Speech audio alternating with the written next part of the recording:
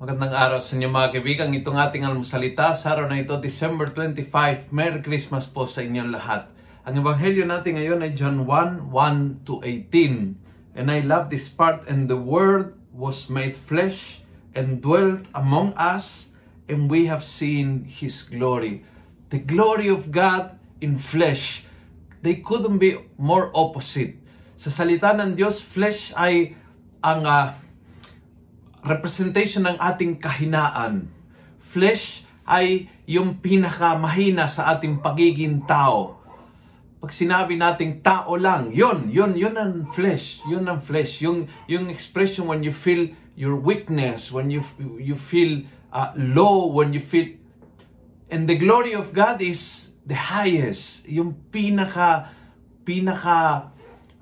kakaiba sa ating. Yung total na luwalhati ng Diyos, yung kanyang kadakilaan, yung kanyang kapangyarihan, yung kanyang kaningningan.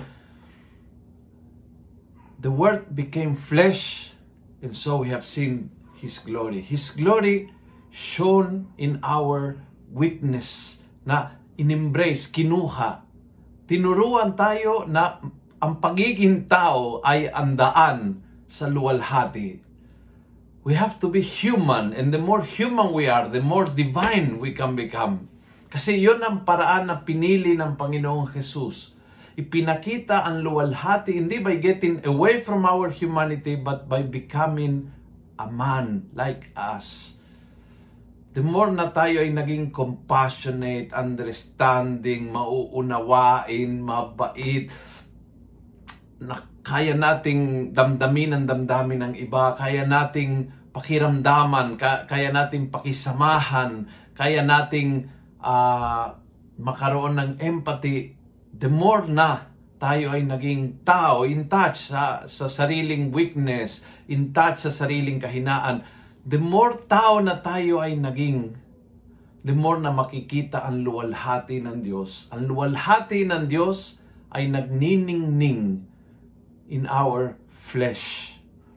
And this is good news. This is the good news of Christmas. Kung nagustuhan mo ang video ito, please pass it on. Punuin natin ng good news ang social media at gawin natin viral araw-araw ang salita ng Diyos. And more than ever, God bless you and your family.